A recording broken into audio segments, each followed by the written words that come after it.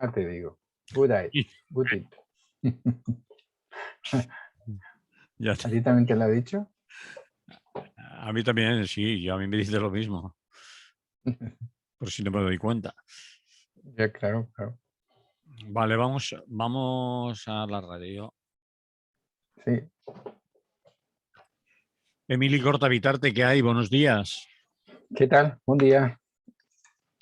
Pues vamos con lo nuestro y después lo dejamos una temporada. Vamos a hablar de... Creo, Sí, dime.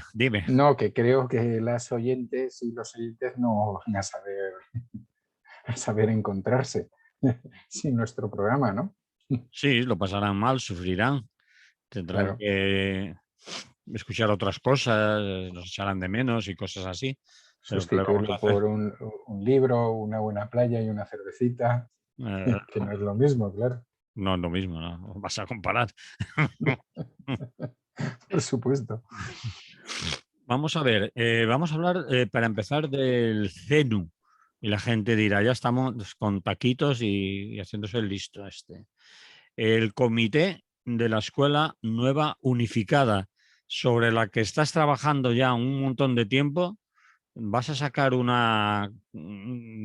libro, no sé si en fascículos, creo que no, que va a salir en tomos y encuadernados ya, pero que llevas un montón de tiempo con ello. Pero hoy vamos a hablar porque estos días, bueno, ha sido El el 27, sí. aniversario. Mm. Ujú. Así que cuéntalo ya, empieza por donde Bueno, me has dado una idea porque de los fascículos no iría mal, ¿eh? Porque llevo ya un año y pico recopilando información y la podría hacer por fascículos. Hubo una época en que grandes escritores como Charles Dickens y demás, en vez de hacer la novela enterita, hacían capítulos y entonces los capítulos se vendían así, por capítulos supongo que sacaba más pasta, no sé si era por eso, pero he leído en algún lado que incluso al otro lado del Atlántico, en Estados Unidos y tal, se esperaba la llegada del fascículo siguiente de la novela de Dickens o de cualquier otro autor o autora, vamos, pero Dickens es más referido, ¿no? Bueno, en definitiva, no hablamos de esto por lo que yo estoy trabajando ahora, aunque supongo que por eso mismo puedo hablar con una cierta con un cierto conocimiento de causa, sino hablamos porque de vez en cuando nos gusta hacer efemérides, ¿no? Una posible que tiene que ver, pues sería el 24 de julio, el fusilamiento de Joan Peiró. Nos queda a medio camino entre el anterior programa y este, y otra más cercana al programa es el día, bueno, hace exactamente 85 años, o hizo 85 años el 27, que fue el martes, pues se constituyó en Cataluña, aunque fue un modelo que también se trasplantó en buena medida hacia Aragón y Valencia, pero quizás no tuvo tanto desarrollo pues, en lo que se llamó el Comité de la Escuela Nueva Unificada, ¿no? Mm. Y bueno, ¿por qué es interesante el tema? Bueno, es interesante por varios motivos. Primero porque es el primer ejemplo que tenemos de construcción de un sistema público de enseñanza en el Estado español, de un sistema público con la intención de ser sistema público para tothom, que se diría en catalán, es decir, para todas y para todos, ¿no? Eso en primer lugar. En segundo lugar, porque ahí estaban maestros y maestras anarquistas participando decididamente en eso, ¿no? En tercer lugar, por los grandes, porque no únicamente querían construir un sistema público al que acudiera la mayoría de los niños y niñas, sino porque además querían que ese sistema público fuera pedagógicamente muy avanzado, ¿no? Y muy avanzado quería decir, en buena medida, pues también con muchas influencias de eso que damos en llamar la pedagogía libertaria. Entonces, para que la gente se haga una idea de la influencia, aparte de que el presidente hasta entre ese 27 de julio de 1936 y prácticamente julio de 1937, bueno, sin prácticamente julio de 1937, durante un año el presidente de este organismo, que actuaba como un auténtico, lo que podríamos llamar un ministerio de educación, ¿no? Fue también un maestro anarquista y anarcosindicalista, Joan Puig Elias. Aparte de eso, para que veáis un poco la significación, la importancia que tiene ahí la pedagogía libertaria, os leo un trocito de la introducción del decreto, ¿no? Que por cierto también lo he puesto en Facebook por si alguien lo quiere leer ahí. Dice, la voluntad revolucionaria del pueblo ha suprimido la escuela de tendencia confesional. Es la hora de una nueva escuela inspirada en los principios racionalistas del trabajo y de la fraternidad humana. Aquí hay una influencia libertaria clarísima. Quien hablaba de principios racionalistas y de escuela racionalista eran precisamente los y las maestras libertarias y la gente en general del mundo libertario que quería construir y que muchas veces en ateneos o en sindicatos construía este tipo de escuelas, ¿no? Y dice, es necesario estructurar esta escuela nueva unificada que no solamente sustituya al régimen escolar que acaba de derrotar el pueblo, sino que, y aquí también importante, cree una vida escolar inspirada en el sentimiento universal de solidaridad y de acuerdo con todas las inquietudes de la sociedad humana y en base a la supresión de todo tipo de privilegio.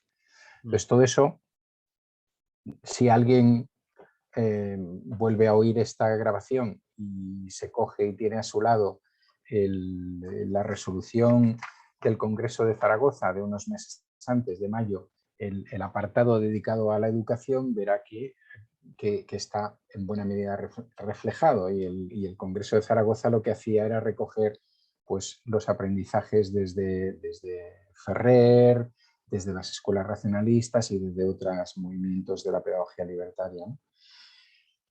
Entonces, ¿qué hizo esta gente?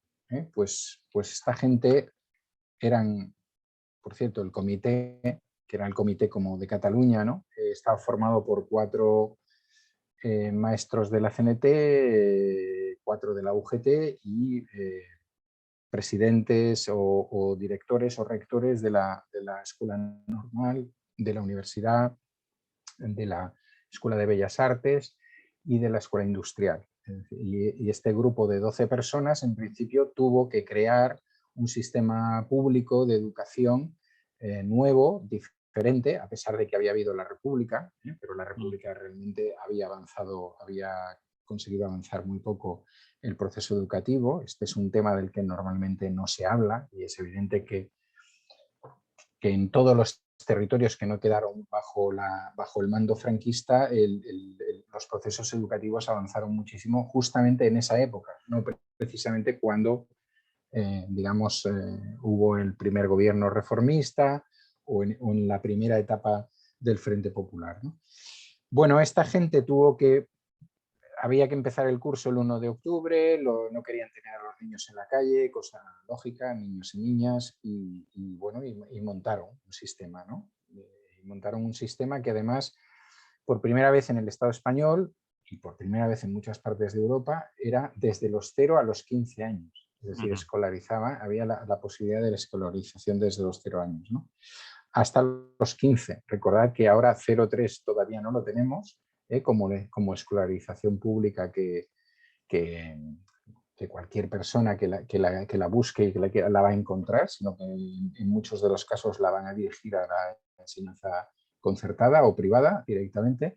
Y luego hasta los 15, estamos hablando de 1936. Recordar que aquí hemos llegado a la escolarización, entre comillas, obligatoria a los 16 años, ya bien avanzados los años 90. Es decir, que esta gente estaba 60 años avanzado a lo que luego se producirá, ¿no? Bueno, no quiero entrar mucho en la tarea pedagógica porque a lo mejor se hace un poco más obtusa, ¿no? Pero sí leeros alguna cosita también de lo que esta gente pretendía, ¿no? Subdividieron, de alguna manera querían que toda fuera un acto uniforme desde los 0 años hasta la universidad, ¿no? Y que todo eso estuviera perfectamente ligado. Hay unos esquemas preciosos que hicieron y que en principio todo alumno, toda alumna tuviera igualdad de oportunidades, ¿no? Es decir, el tema de las diferencias económicas en principio se habían acabado. Pero ¿cómo querían trabajar eso? Pues querían trabajarlo de una manera que hoy en día resultaría modernísima, ¿no? Es decir, hablan de poner en las manos de los alumnos múltiples medios de trabajo, de documentación, de investigación, para que de una manera natural surja una enseñanza individualizada, un conocimiento elaborado del propio esfuerzo, una actividad de reacciones y deseos e impulsos naturales.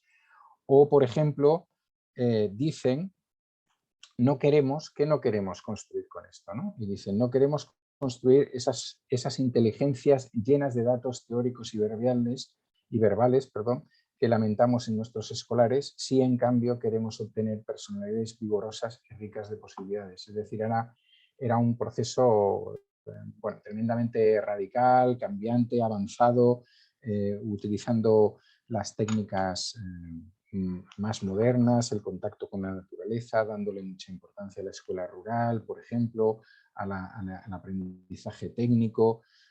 Ellos diseñaron también un politécnico de adaptación, es decir, cuando acabaron de hacer todo esto, dijeron, bueno, ¿y qué pasa con los jóvenes y tal que no han podido, con los y las jóvenes que no han podido pasar por estas escuelas? Es decir, porque ya tienen ahora 17, 18 años, no han tenido acceso a esto, pero quizás tengan la intención, ¿no?, de entrar en la escuela del trabajo o de ir a una determinada universidad. Y a ese respecto crearon lo que llamaron el Politécnico de Adaptación, que eran cursos de 6 meses que se hacían después de salir del trabajo y que posibilitaban, en principio teóricamente, el acceso a esos otros estudios, ¿no? Otra cosa es que la guerra y demás lo permitían.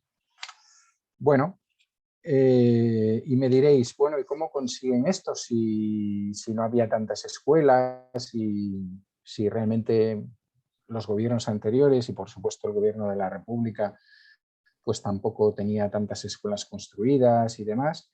Pues lo tienen muy claro. Es decir, este comité funciona conjuntamente con el Comité de Milicias Antifascistas y el Comité de Milicias Antifascistas tiene una orden que además ha dado la CNT, en el sentido de decir todo lugar que encontréis que puede ser adecuado para el trabajo educativo, lo comunicáis y queda bajo nuestra responsabilidad, ¿no?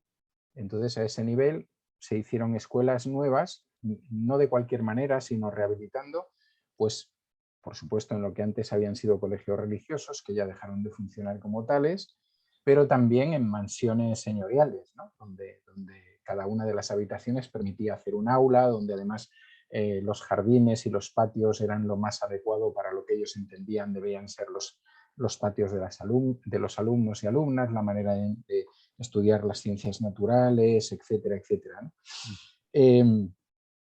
Para que os hagáis una idea, ellos se encuentran con un déficit de aproximadamente 150.000 plazas. ¿Un déficit? ¿Qué quiere decir un déficit? Déficit, es decir, que había aproximadamente 150.000 chicos y chicas en Cataluña que no estaban escolarizados, que no habían sido escolarizados o que tenían escolarización deficiente, en el sentido de que a lo mejor habían ido un año, luego habían vuelto con los padres a trabajar, etcétera, etcétera. Se encuentran con ese déficit, es decir, la República en buena medida era también responsable de ese déficit, ¿no? Y de hecho, ellos dan los datos de que entre el 34 y el 36 la República únicamente había creado 142 aulas en toda Cataluña. Ellos en un momento crean centenares, bueno, en unos meses crean centenares, miles de grupos escolares y escolarizan prácticamente a la totalidad de esos 150.000. Algunos, la mayoría, el 1 de octubre, otros hubo que retrasarlo porque evidentemente había que hacer obras de acondicionamiento, porque lógicamente hubo que nombrar a muchos maestros y maestras nuevos, algunos con titulación y otros sin titulación. Aquí hubo también un conflicto entre entre la CNT y la UGT, ¿no? Pero al final consiguieron de alguna manera tirar esto adelante. Entonces, bueno, pues ahora, por ejemplo, cuando yo voy a hablar de estas cosas por determinadas localidades, la mayoría de la gente no lo sabe, no lo conoce, y entonces pues es curioso porque le vas diciendo, pues sí, el Colegio Divina Pastora, voy a poner un ejemplo de lo último que he visto, ¿no? Que es Vilanova, ¿no? Vilanova y la Geltrú. Por ejemplo, en Vilanova y la Geltrú se cogieron 3 casas señoriales de gente que seguramente, bueno, si no se cogían, que eran adictas al franquismo y que por tanto habían huido. Y entonces en esas 3 casas señoriales se hicieron 3 grupos escolares. Pero al mismo tiempo había 2 órdenes religiosas muy importantes, las teresianas y la Divina Providencia, que también tenían edificios importantes que también fueron asumidos y se crearon escuelas públicas allí. Como os podéis imaginar, en la actualidad las mansiones vuelven a ser de sus dueños y, y las escuelas se siguen llamando como se llamaban, Divina Providencia y Teresianas, por poner un ejemplo.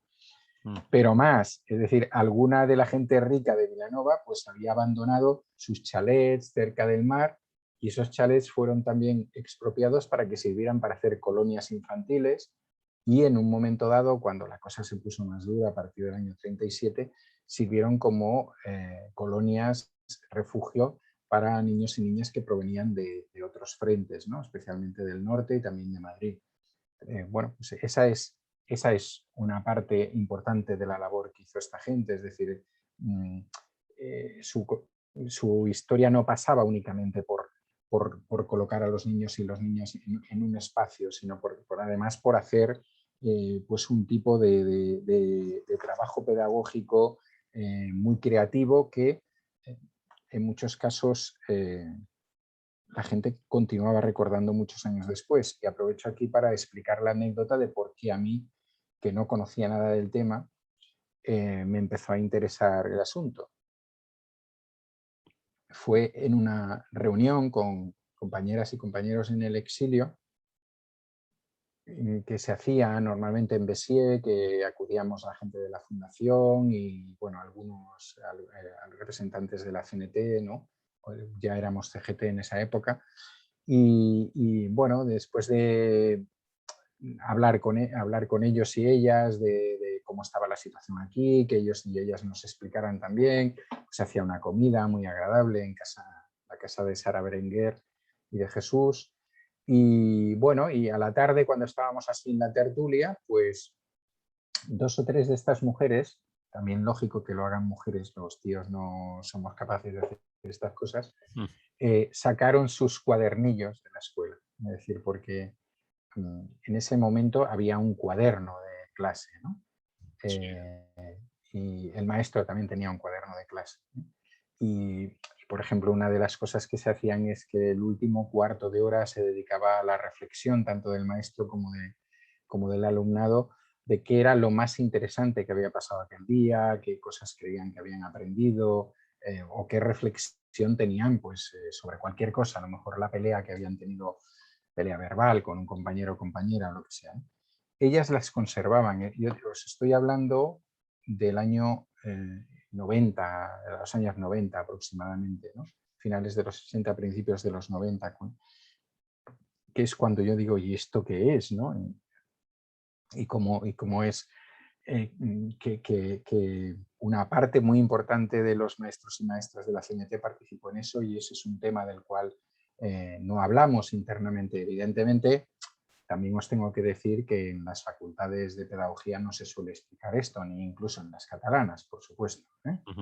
Y bueno, ese descubrimiento es el que me hace a mí empezar a investigar sobre el tema hace mucho tiempo, primero de una manera muy así porque me estaba dedicando a otras cosas y después más directamente. Tengo otra anécdota al respecto, ya que estamos en la radio, porque es más fácil comunicar así, que me parece muy interesante. Está en bueno, está en un documental que podéis encontrar sobre las colectivizaciones del Alto Aragón. Es un documental de los años 90 en el que aparecen determinadas personas que participaron directamente en esas colectivizaciones, que eran muy jóvenes cuando participaron, la mayoría de ellos y ellas. Y hay un relato muy interesante también de una mujer que ella explica cómo le cambió la vida y lo relata en función de que antes de la colectivización eh, normalmente no solían tener maestros y maestras. No sé si la gente que nos escucha se hace una idea, hago aquí un paréntesis. En aquella época, a pesar de que existían ministerios de instrucción pública, digo antes de la República y durante la República, eso no significaba que todas las localidades tuvieran su escuela ni que todas las localidades tuvieran sus maestros o maestras. Es decir, que generalmente el ayuntamiento hacía una petición al ministerio y el ministerio le decía, móntate tú la escuela, excepto en algunos casos, y ya te enviamos a alguien allí. Esas imágenes que a veces habéis visto en películas de la maestra que llega a lomos de un burro y todo este tipo de cosas, eran más reales de lo que parecen, de lo que parece una ficción. Bueno, el caso es que esta mujer explica cómo en muchos momentos ellos nunca no habían tenido maestros y cuando habían tenido primero una maestra que les había explicado que la Tierra era plana, ¿no? Y bueno, pues claro, pues la Tierra es plana y la manera de demostrar que la Tierra es plana pues es que si miráis el horizonte no veis ningún tipo de, no veis ningún tipo de curvatura y tal. Y luego llegó el proceso revolucionario y claro, la colectivización, que en este caso no era el CENU, pero sirve para explicar este tipo de pedagogía que se hizo, la colectivización puso otra maestra. En este caso, esa maestra les explicó que la Tierra era redonda y se lo justificó de muchas maneras, aparte de que se lo pasaban muy bien con ella, de que salían al campo y tal. Entonces, para ella el final de la revolución y de la colectivización fue cuando llegó esta vez sí un maestro que había estado en la guerra y les volvió, que era un maestro franquista lógicamente, y les volvió a decir que la Tierra era plana. Y lo explica de una manera muy gráfica. Entonces, yo cada vez que he hablado de este tema,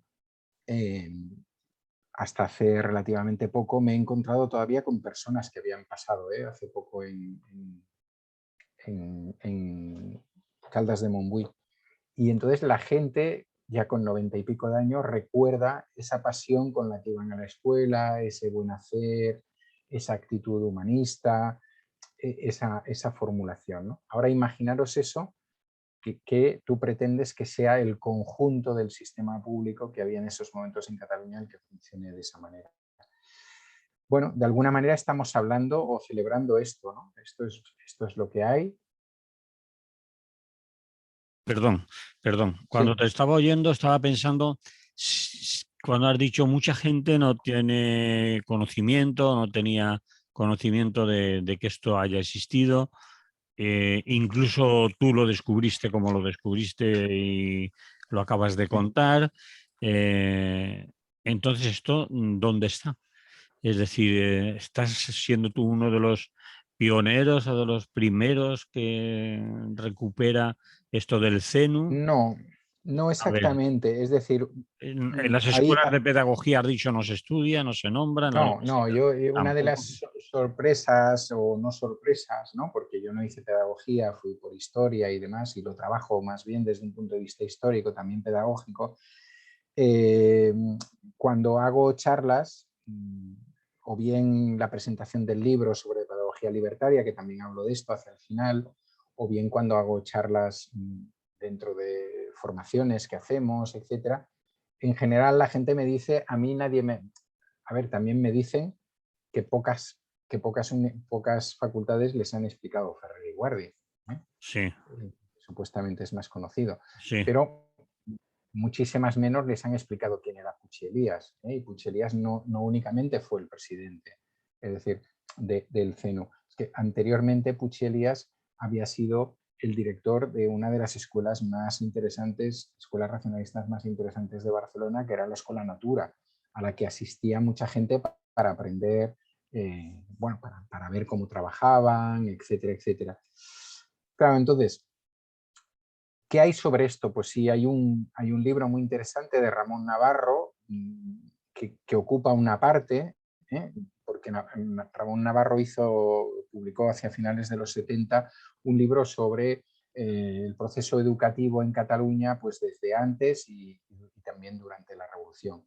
Entonces, no le dedica mucho espacio, pero el trabajo que hizo fue muy interesante. Y luego hay un trabajo ya de los 80 de dos mujeres, Fonkerny y Ribalta, que también está muy bien, aunque también su visión es más bien la visión desde la perspectiva administrativa, un poco, ¿no? Desde la perspectiva de la Generalitat, aunque trabajan bastante bien todo el tema de los decretos, los nombramientos y todo eso. Lo que yo hago es seguir trabajando, lo que yo quiero hacer, vamos, lo que estoy haciendo, y estoy en la primera parte, que es trabajar bien todo el tema del CENU y tal, no únicamente desde el punto de vista de las disposiciones generales, sino intentar entrar en realidades concretas, en localidades concretas, que evidentemente no voy a poder hacerlas todas y para lo cual me ayudo de mucha gente que ha hecho antes historia local. Y luego la parte que me parece más interesante es quiero ver es decir, la participación de maestros y maestras racionalistas en todo este proceso. De hecho, para el número 1 de Aula Libre, que es una revista de la Fundación, de la Federación de Enseñanza, sí. eso es, hice un artículo que un poco viene a marcar la idea de lo que quiero hacer, ¿no? Y que es un artículo que le llamé de las escuelas racionalistas a las escuelas públicas en la Revolución Social, ¿no? Y cómo toda esta gente que anteriormente había estado en escuelas racionalistas, que eran escuelas para los hijos e hijas de la gente afiliada a la CNT, fundamentalmente, pues ahora deciden que es un modelo que debe estar al servicio del conjunto de la población, ¿no? Que tiene sus contradicciones, lógicamente, porque evidentemente la gente de la UGT también quería implantar su modelo y demás. Y entonces esa última parte que me parece más interesante bueno, las dos me parecen interesantes desde un punto de vista de la recuperación de la memoria histórica, ¿no? Ahí pues lo que estoy haciendo es tratar de recuperar a Puig Elías, que seguramente es el más conocido de todos, pero a José de Tapia, que es otro de los conocidos, pero también a Violeta Fernández, a Máximo Llorca, a Víctor Blanco, a José María Lomá de Tarragona, es decir, cantidad de maestros y maestras que han quedado prácticamente olvidados, que muchos de ellos, la mayoría, no tienen el nombre de una escuela pública en Cataluña, y me parece alucinante, ¿no? Que no estén. Y que hicieron un trabajazo impresionante. En la mayoría de los casos, además, siendo además otras cosas. Es decir, por ejemplo, te he dicho, José María Loma era al mismo tiempo pues el secretario general de la CNT en Tarragona y era al mismo tiempo el conseller de Cultura del Ayuntamiento de Tarragona. Y así, es decir, que todos ellos nos encontramos con que tienen. Bueno, hay uno que leía el otro día, José Berruezo, que fue alcalde de Santa Coloma y al mismo tiempo maestro en San Adrià, que él le explica que no quería ser alcalde, pero porque pensaba que la CNT no le tocaba esa responsabilidad, porque les iban a llover muchos palos y tal. Pero dice, aparte de eso, yo era alcalde, renuncié a mi sueldo y seguía siendo maestro. Y entonces iba andando todos los días de Santa Coloma a San Adrià y volvía andando. Y entonces cuando volví andando, después de mi jornada de trabajo, pues me ponía a gestionar el ayuntamiento, ¿no? Entonces, claro, esto es lo que también quiero que de alguna manera salga, ¿no? El caso de Violeta Fernández, por ejemplo, que fue encargada de un grupo de 60 chicos y chicas ya hacia el final de la guerra en sacarlos y llevarlos a Francia y seguir con ellos, y creó una colonia que, bueno, que todavía está allí, la casa en la que se pudo hacer, y los mantuvo pues al amparo luego de la invasión nazi, etcétera. No sé, hay cantidad de de ejemplos brutales, súper interesantes, ¿no? También tengo que decir que hubo otros maestros y maestras que consideraron que lo que tenían que hacer era seguir con sus escuelas, es decir, con sus escuelas o con las escuelas racionalistas que pertenecían a los sindicatos o los ateneos, y en muchos casos, o en bastantes casos, esos sindicatos o ateneos decidieron que esa era la línea, aunque lo que yo os he explicado fue la línea principal, ¿no? Porque hubo un pleno en octubre del 36 y se decidió la participación de la CNT en el seno, de esa manera. Bien, te lo digo por el tiempo, llevamos Sí, medio programa, un poco más. vale, Si lo dejamos aquí, si quieres. sí. ¿Y cuánto tardaremos en tener el libro, Emili? Vaya compromiso que te acabo de meter. Tiempo, Sí, ¿no? bueno, el anterior sobre pedagogía libertaria me salió mucho más rápido, Pero porque la este va mayoría, a ser más gordo, ¿no? este va a ser primero bastante más gordo y luego, bueno, está coincidiendo con una etapa, primero está coincidiendo con la etapa del COVID, que para unas Ujú. cosas es buena, porque me ha permitido estar encerrado y dedicarme al tema, pero evidentemente todo lo que tengo que tocar o que visionar en otros sitios no lo he podido hacer y por tanto he podido trabajar únicamente con aquello que se podía a través de libros o a través del ordenador. Y luego porque la parte sobre los maestros y maestras de la CNT, si la quiero hacer un poquito exhaustiva, me va a costar. Hay momentos en que tengo dificultades para encontrar la trayectoria de determinados maestros y maestras, ¿no? Un poco por todo, es decir, porque algunos fueron ajusticiados y ajusticiadas, porque otros y otras se fueron al exilio, porque igual que hay gente que sí que ha dejado eh, cosas sobre sí mismo y sobre su actuación, pues hay otra mucha gente que no. Entonces, eso me va a costar más y me obliga también a entrar mucho en publicaciones de la época, en ver si por casualidad escribieron, en tal diario, en tal otro. He empezado por los que tienen más los que eran periódicos de los sindicatos de enseñanza, pero evidentemente hay que mirarse todo lo demás y entonces pues eso es más complicado, ¿eh? Aunque hay cosas muy interesantes en eso. Por ejemplo, ya acabo, ¿no? Es decir, en el programa de ayer de la CGT del País Valenciano se hablaba de mujeres libres y se hablaba, pues, por ejemplo, algunos de los artículos más interesantes sobre esta experiencia hecho in situ en aquella época los hace precisamente esta, bueno, la mujer, la principal de Sánchez Saornil, y los hace a partir de la revista Umbral, que viene a ver las experiencias que se están haciendo en Cataluña, ¿no? Y bueno, a partir de ahí se pueden encontrar fotos. Es decir, que es un poquito complicado porque todo te lleva, cada cosa te lleva a descubrir una cosa nueva, a situar a alguien. Bueno, Vale. ¿no? Bien, lo Pero dejamos. bueno, yo creo que en un año así Un año vamos a sí, lo tener. tenemos. Sí. Bien, los Espero esperaremos. que sí, tampoco porque no me sobra mucha vida, vamos. Bien, lo veremos dentro de un año o antes si puede ser. No, antes Antes no ya puede te digo ser. yo que no. Ya te Antes digo. ya te digo yo que no. Bien, pues vamos a cambiar de tema. Sí, El tribunal al que no le salen las cuentas. sí, Obviamente no vamos a hablar del Tribunal de Cuentas. claro. Y ¿por qué? ¿Qué tienes tú con ese tribunal? Bueno, porque creo que se está hablando últimamente mucho del Tribunal de Cuentas, Sí.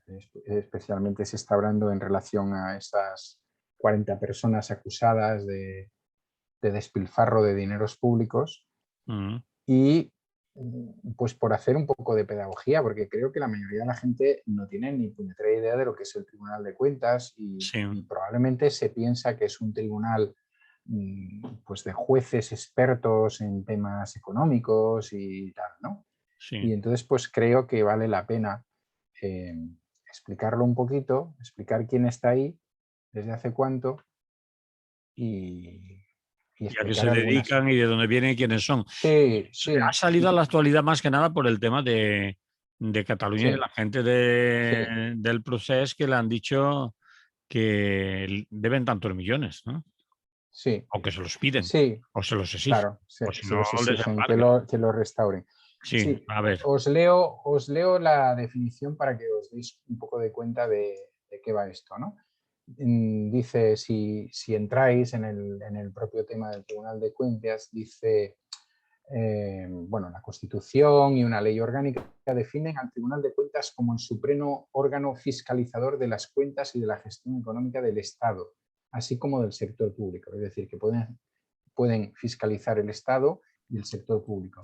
Asimismo, corresponde al Tribunal de Cuentas la fiscalización de la actividad económico-financiera de los partidos políticos inscritos en el registro de partidos políticos del Ministerio del Interior, así como de las fundaciones y demás entidades vinculadas o dependientes de ellos. ¿Habéis oído, no? Bien, sí, creo. sí, O sea que hay telita ahí. sí, sí. Bueno, cuando dice el Estado, voy a empezar con estas cositas. Cuando dice el Estado, no dice la monarquía.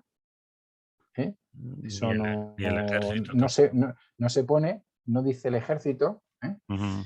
Y tal. Bueno, curioso. Segundo, seguramente que la mayoría de la gente que ahora ha oído hablar del Tribunal de Cuentas no debe haber oído hablar mucho del Tribunal de Cuentas en otros momentos, como voy a intentar demostrar al final de mi cosa, de mi parlamento. Bueno, por tanto, controlan ingresos y gastos públicos, cuentas del Estado y lo mismo en el caso de partidos políticos y sus fundaciones. O sea que fijaros ahí el trabajazo que hay. ¿Cuántos son? 12. 12. Ahora mismo son 11. Luego lo explicaré. Son 12. 6 los nombra el Congreso y 6 los nombra el Senado. Esos 12 miembros siempre han sido históricamente de los dos grandes partidos. En la época de UCD, pues también de UCD.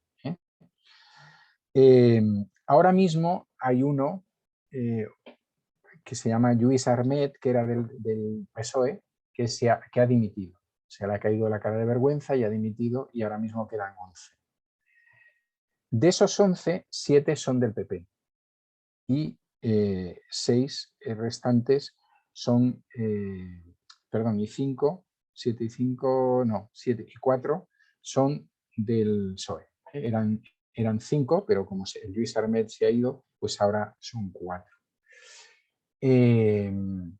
Sus mandatos son de 6 años, pero son renovables. De manera que de los 11 que tenemos actualmente, hay uno que viene de 2001, ese sí que es un renovable. Sí, Y ahora os digo, se apellida Álvarez de Miranda, que alguna gente que habéis sí, vivido la transición y tal os recordará alguna cosa. Este sí, señor sí, sí. está ahí colocadito desde el 2001 y la mayoría de 2012. Es decir, que han pasado pues unos cuantos años. Supuestamente tocaría renovación, pero todos sabemos lo que ha pasado con otras renovaciones. Otra gente destacada de este tribunal, para que os vayáis haciendo una idea de cómo toman sus decisiones, pues es la señora Margarita Mariscal de Gante, También. ministra con Aznar y de rancio abolengo en su apellido, Mariscal de Gante, nada menos. O sea que, vamos, de casta le viene al galgo, que se suele decir. Y otro se llama Manuel Aznar López. ¿Qué cosa? ¿Qué cosa? Pues es ni más ni menos que el hermanísimo o el cuñadísimo, como queráis, para determinados aspectos, ¿no? Y también lleva, pues, de 2012 este buen señor. Bueno, para que sepáis alguna cosa más, este Tribunal de Cuentas ha sido denunciado periodísticamente, incluso ha recibido alguna advertencia de otros tribunales que sí realmente son tribunales, tribunales de jueces y demás, el Supremo, el Constitucional, ha recibido apercibimientos por determinadas actitudes. Una de las feitas feas que tienen es que El Tribunal de Cuentas tiene en Madrid un palacete, podría ser de otra manera. Sí. En ese palacete trabajan 700 personas. De esas 700 personas, 100 están vinculadas familiarmente. Es decir, uno de A cada ver, 7. Sí, explica más eso. sí. Trabajan para ellos como administrativos, como técnicos, porque claro, a ver, esos 12 no lo van a hacer todo, ¿me Sí, entiendes? sí. Claro, lo de quién se ha estado repasando los billetes de avión del señor Mas y del señor Puigdemont, comprenderás que no lo va a hacer Mariscal de Gante, sin guantes ni nada por el estilo, que a lo mejor le entra con algo. Entonces, pues tienen a una serie de gente que les hace los trabajitos. Entonces, bueno, como en cualquier institución, o sea, tampoco me voy a poner ahora yo aquí muy tal. Y ahí trabajan 700 personas. Sí. En algún momento, cuando a veces la administración hace estas cosas de la transparencia, ¿sabes?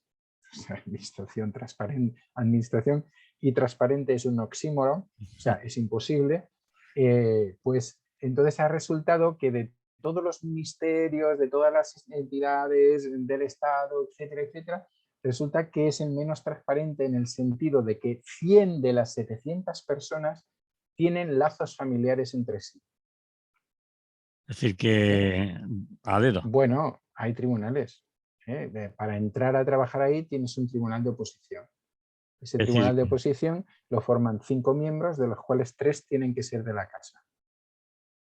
sí, ¿Entiendes? Sí, o sea, muy transparente. sí. 3. No 3, no 3 de fuera y 2 de la casa, por ejemplo. No, ya 3 son de la casa. Es decir, que tienes el voto asegurado si alguien cree que eres la persona adecuada, ¿no? Sí. No sé cómo llamarle eso. Bueno, ya Bueno, sabes. ya cada uno que Promoción, saque. sí, promoción familiar y demás. Bueno, entonces, ¿por qué esta gente se ha hecho tan famosa? Porque ha decidido investigar a 40 personas vinculadas al independentismo en el sentido de exigirles toda una serie de recibos y de cosas y acusarles de motivos tan así como, por ejemplo, el señor Mas hace un viaje a Nueva York como presidente del gobierno catalán. Pero resulta que en ese viaje a Nueva York, aparte de hacer contactos y tal, va y aprovecha el tío y se va a una universidad a hacer una charla sobre el referéndum. Entonces este tribunal entiende que eso es un gasto de un dinero público que no tiene sentido. Es decir, que eso no puede ser. Es decir, vamos a poner otro ejemplo. Imagínate, ahí no han entrado, pero tú imagínate pues que Sánchez como presidente del gobierno va a México y entonces en México tiene reuniones con tal y de paso pues le piden una conferencia, pues no sé, sobre algo que él esté haciendo en ese momento. Claro, supuestamente esta gente diría, hombre, pero el avión se lo hemos pagado todos, pero no sé qué, este señor que hace hablando aquí de sus cosas, ¿no? Que hable solo de cosas del gobierno y tal. Bueno, esa es la delgada línea por la cual se está acusando ahora, o se acusa a 40 personas y se les ha hecho poner unas fianzas, etcétera, y ahora ellos ahora sí han llamado a la fiscalía y han dicho, hey, analízame esto, ¿tú crees que el Instituto de Finanzas catalán tal? O también estaremos ahí ante otra cosa de utilización espúrea de unos dineros públicos para pagar unas fianzas y tal. Bueno, hasta aquí los oyentes que nos escuchan pueden decidir que quizás sí tengan derecho para entrar o quizás no tengan derecho para entrar, ¿no? Pero yo voy a poner algunos ejemplos, por ejemplo.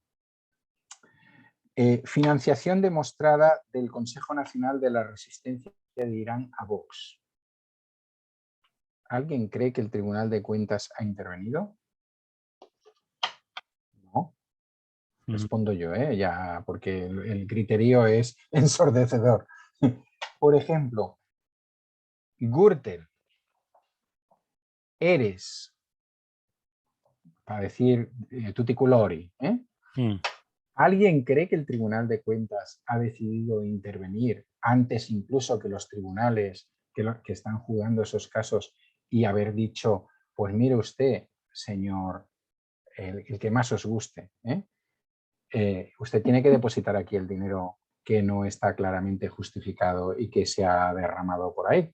Y no solamente como partido político, sino además como representante de una institución, ¿no? Llamémosle pues, la Junta de Andalucía, llamémosle el Gobierno de España o cosa por el estilo. No lo digo por aquello de la relación familiar, pero ¿alguien cree que cuando la señora Ana Botella vendió a un fondo buitre 50.000 apartamentos de un pisos de protección oficial, el Tribunal de Cuentas intervino? ¿Alguien lo cree?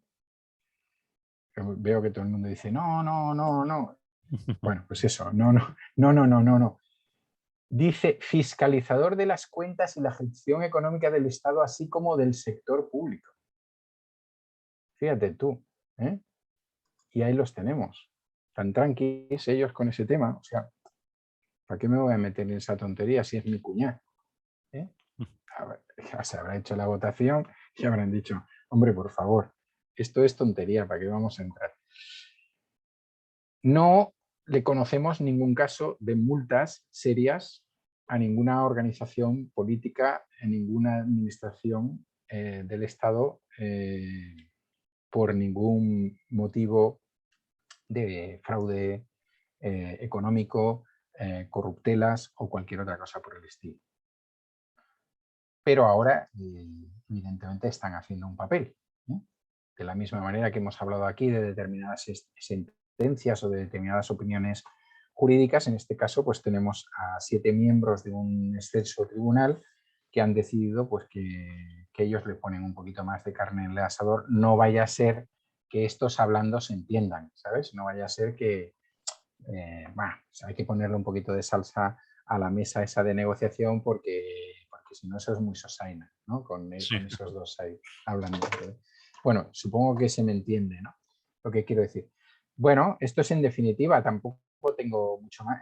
Es un tribunal soso, como podéis ver, excepto en determinados momentos, y ya te digo, podéis buscar sentencias, resoluciones del Tribunal de Cuentas y os maravillará el gran trabajo que han hecho durante los 40 años que llevan ahí, algunos 20 de los 40. Un tribunal sin jueces, que no son jueces, que algunos llevan ahí media vida, que hay una endogamia familiar importante y que han mirado para otro lado en muchos casos. ¿Qué va a salir mal? O practicar. Lo típico, ¿qué puede salir mal en este caso? Pues nada, no puede salir mal nada. Muy bien. Bueno, seguramente que oiremos hablar de ellos cuando intenten renovarlos. Pero cuando se agarren y digan, no, pero es que el Álvarez de Miranda lleva aquí 20 años, a mí qué me decís, ¿por qué tengo que salir yo, la primera? Yo solo llevo 12. ¿Esto qué es? Pues solo llevo 9, vamos. Por eso digo yo, de renovarse no creo que haya que renovar nada. Y se reenganchan y dicen, no, yo sigo. Bueno, en algún momento debería haber unas votaciones en el Congreso y en el Senado para renovar. Y evidentemente, la correlación cuando estaban los 12 era de 7-5 con mayoría del PP. El PP hace mucho tiempo que no tiene mayoría ni en el Congreso ni en el Senado y ahí siguen con su temita. Pero además la pluralidad que hay en estos momentos en los dos parlamentos es muy superior como para que hubiera también gente propuesta por otra gente. Aunque yo sigo sin verle para nada la estructura de Tribunal de Cuentas llevado por gente escogida desde el Congreso y el Parlamento. Sí hay algún jurista, debo decir, pero que no están ahí por el hecho de ser juristas, sino que están ahí porque alguien tiene que saber de leyes, claro, lógicamente. Bien, pues lo dejamos aquí. Emily, 4 minutos para lo siguiente. ¿Crees que lo zanjas en 4 minutos? Más o menos. Bueno, pues vamos a hablar de personas ingratas. A ver, ¿a quién quieres señalar? Bueno, quiero señalar al señor Abascal y me refiero a las lágrimas de cocodrilo derramadas por él, por Inés Arrimadas o Andrea Levy, por ejemplo. Entonces supongo Sí. que todo el mundo más o menos está al cabo de la calle. El señor Abascal, que fue a Ceuta a montarla y a llamar pro-marroquíes a los miembros de la Asamblea de Ceuta, quinta columnistas y otra serie de cosas, filoetarras, ahí se ve que el hombre dijo, coño, estos a lo mejor están muy para el sur y no lo son. Y entonces, bueno, pues este señor ha sido declarado persona non grata por la Asamblea de Ceuta, que es tampoco una cosa que sirva para mucho, pero bueno, ha sido declarado. Entonces automáticamente ha salido Inés Arrimadas a decir que está en contra del señalamiento, que esto es nacionalista. Ahora nos enteramos que Ceuta también tiene nacionalistas contra constitucionalistas, Sí. o la señorita Andrea Levy, que dice que está en contra de los señalamientos, mira por dónde, la misma palabra, ya te digo, y de los cordones sanitarios, ¿no? Nada, como si ellos no hicieran cordón sanitario con Podemos para renovar el Tribunal Constitucional, por ejemplo, ¿no?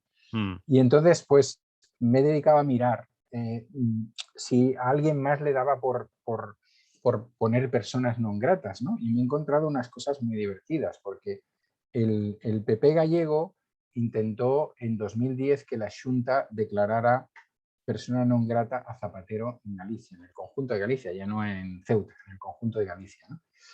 Y me diréis, hombre, 2010, que Casado estaba todavía en las juventudes o yo qué sé, eso no. Bueno, pues entonces he encontrado otra cosa del PP en Zaragoza en el 2015, Ayuntamiento de Zaragoza, cuando proponen declarar persona non grata a Willy Toledo, no os lo perdáis. Vaya. No lo consiguen, pero ya es el 2015, que ya estamos más cerca y yo creo que ya Casado alguna responsabilidad tenía. Pero es que en el 2019 el PP gallego vuelve a intentar en la Xunta declarar persona non grata a Sánchez. Eso yo creo que Casado ya ahí estaba en primerísima línea.